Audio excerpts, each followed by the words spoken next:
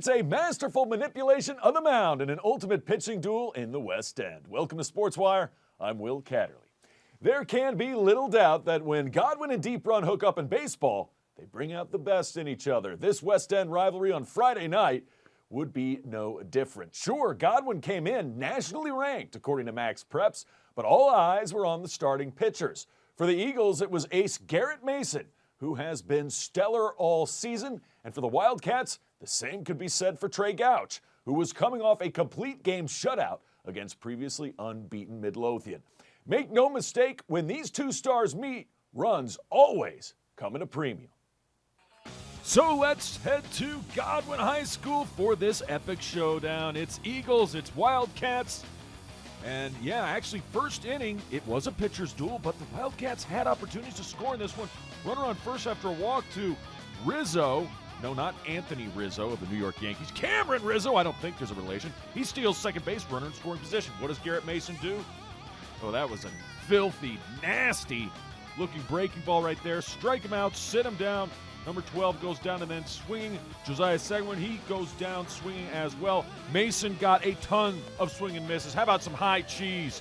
Strikes out the side after giving up the leadoff walk. Let me tell you something. These guys had velocity. Mason was clocked at over 91 miles an hour. Second inning, same story. Let me tell you something. You know when a guy is throwing hard, he's got velo? When it's hard to follow the ball from the pitcher to the catcher. Trey Gouch doing well. Last time I had a problem with that was Deck McGuire of Deep Run, by the way, trying to follow his fastball. Yeah, Gouch not too sloppy with his either. Not too shabby, I should say. And then make the pitch, make the out unassisted. It's nothing but bagels. Zeros on the scoreboard. We go to the third. Mason. This time it's a base hit.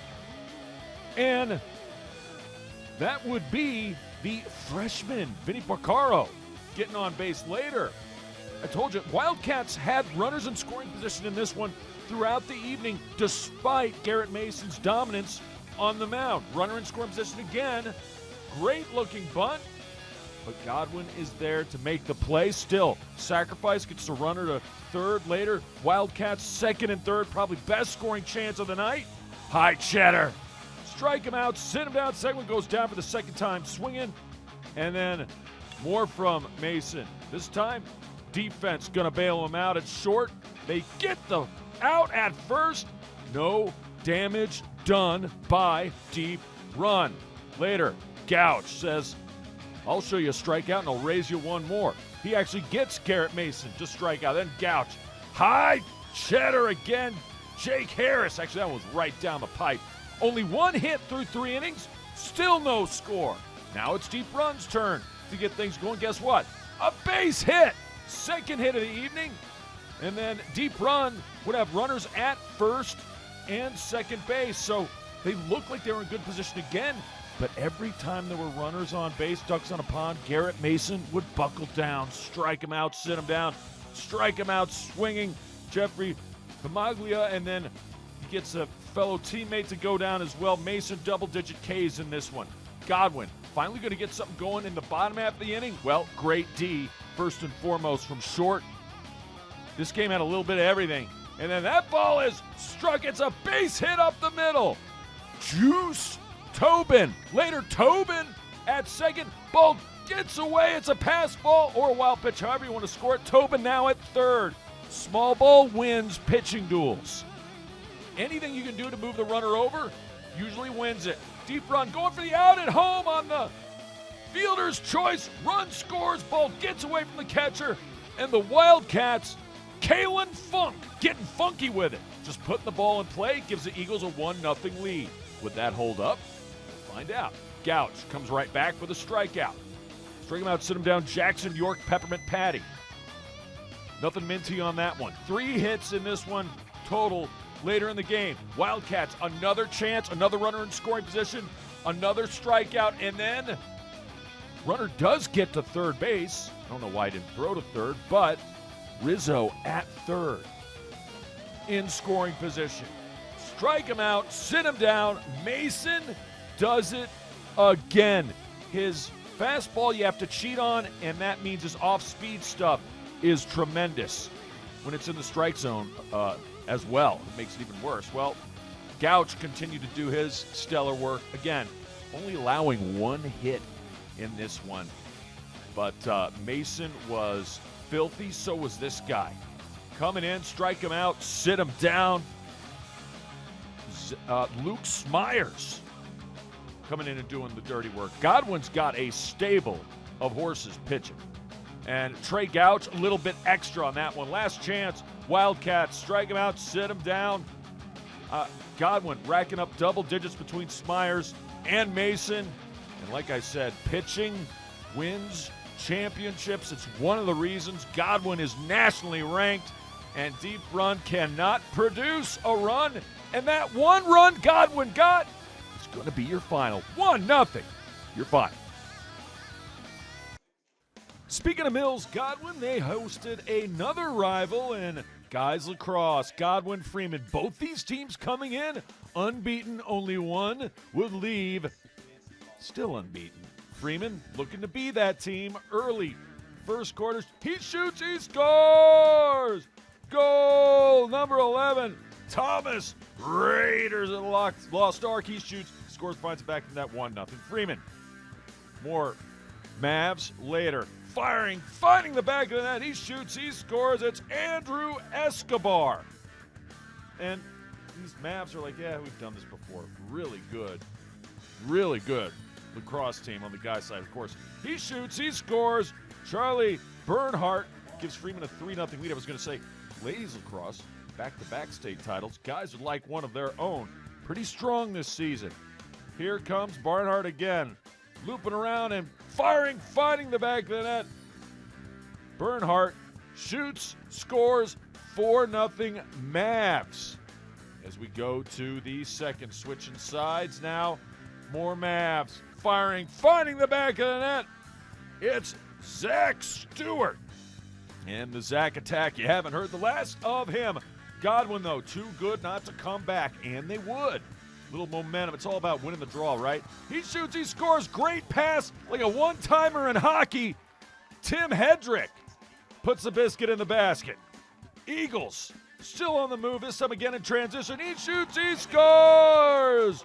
Brody Mild fires and finds the back of the net, and all of a sudden, Godwin with 2 straight goals. It's 5-2. Plenty of time left in this one. Although Freeman, often on this night, would have answers when Godwin would go on the attack, on the offensive. Freeman parting the Red Sea. He shoots, he scores. Once again, I said number 25, Zach Stewart. Zach attack is back, and he scores his second of the night. How about a little defense turning to offense? Godwin forcing the turnover and then turning it in. 2 points. Firing, goes low, and finds the back of the net. He shoots, he scores. It's Luke Brault. Brault gets Eagles back to within 3. Again, Mavs had a 5-0 lead in this one.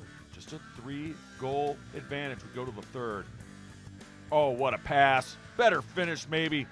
Charlie Bernhardt, absolutely on fire. And fuego in this one. More Mavs. Bernhardt looking.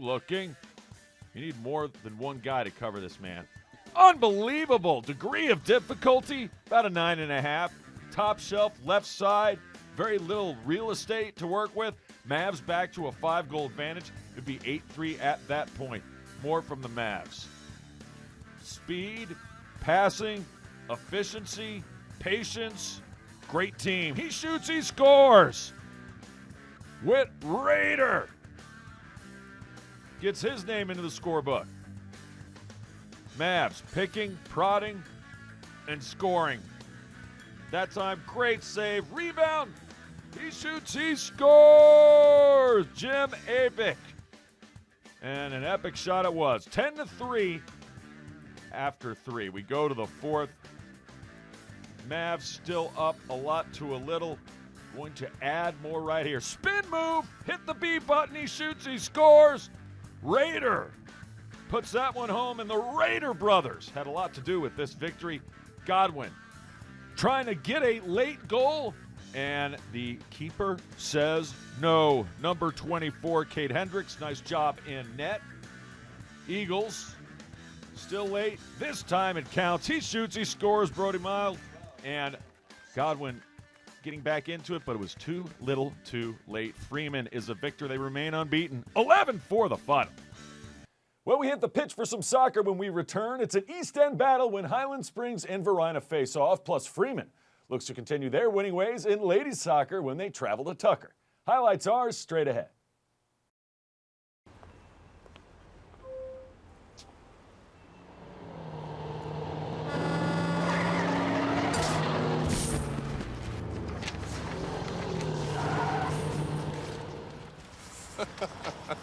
This can't be happening. This can't be happening. Of course it's not happening. Armored car.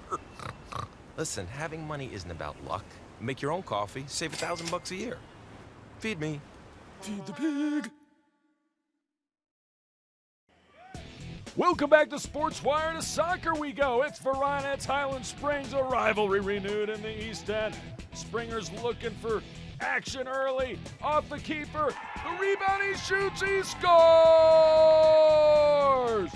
Goal, Highland Springs!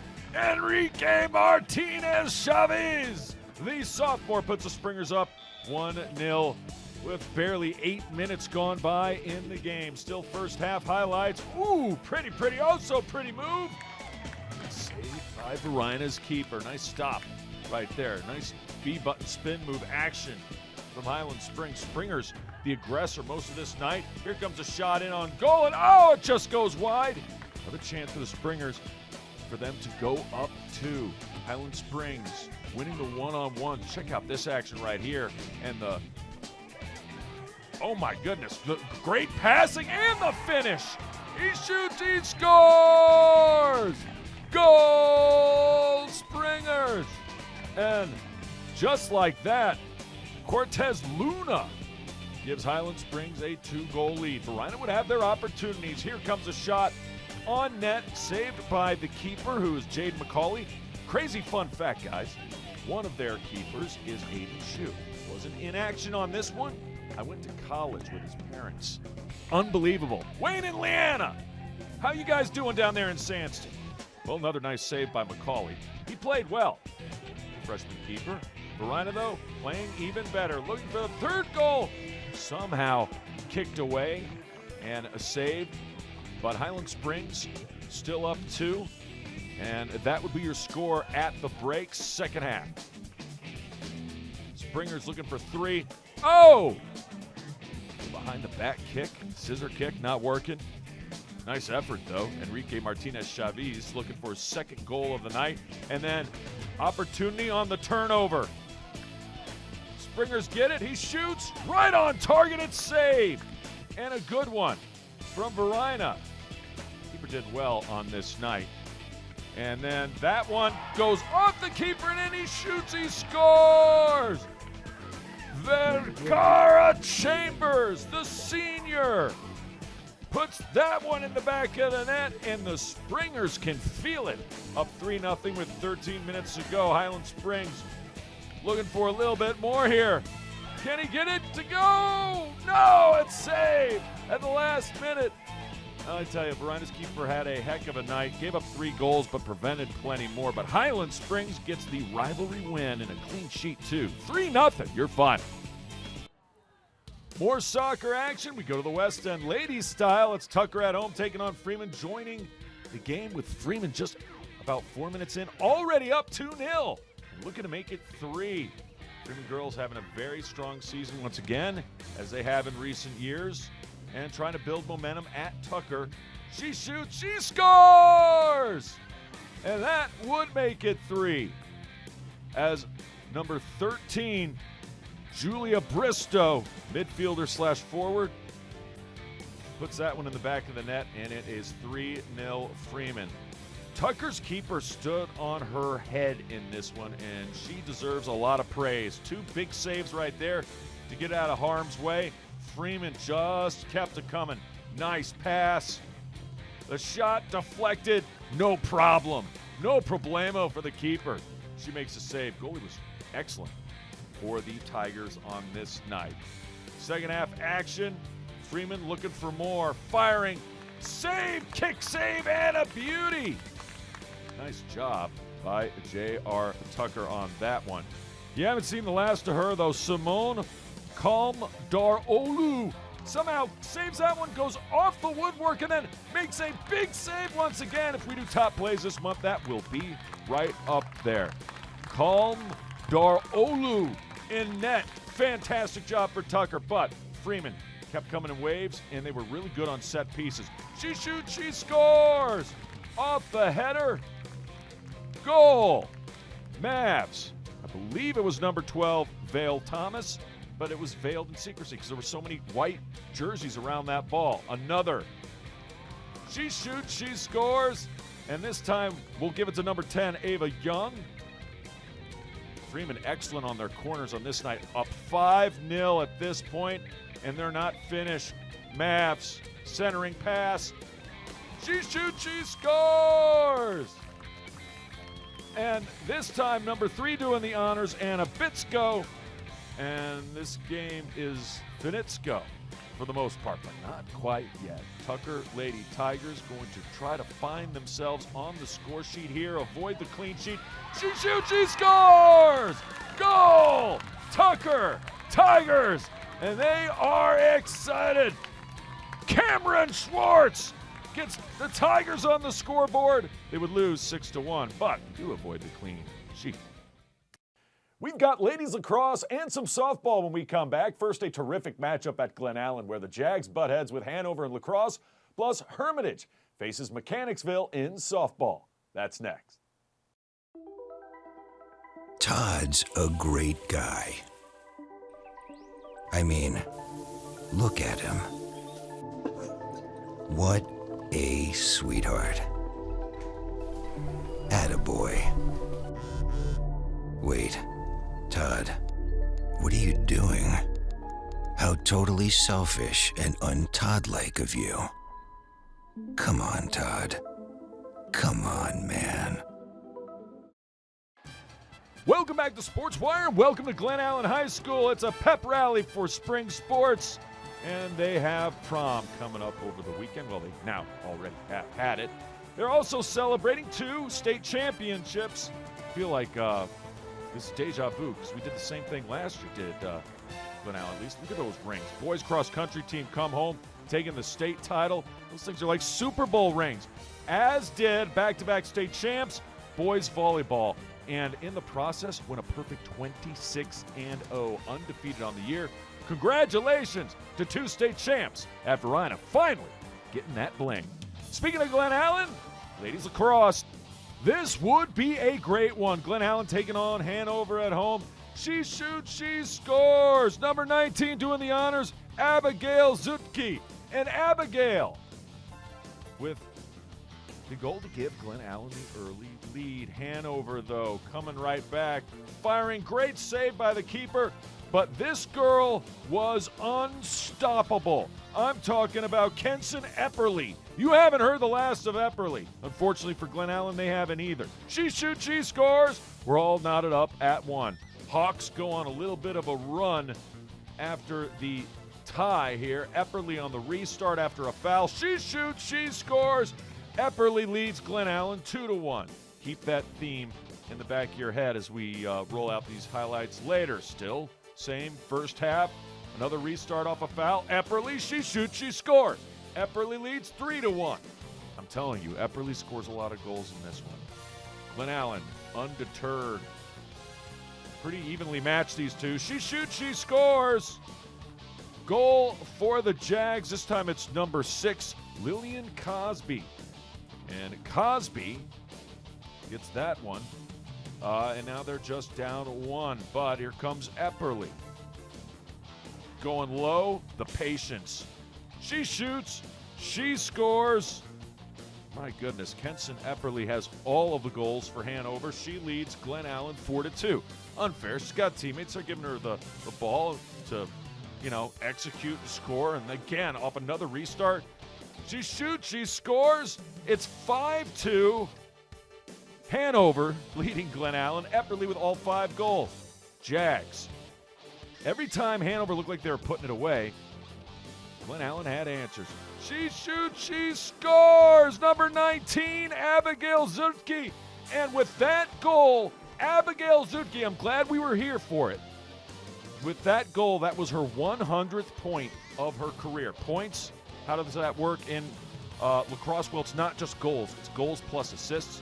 So that was 100 for her career in time here at Glen Allen. They had another player to celebrate as well. We'll get to that in a minute.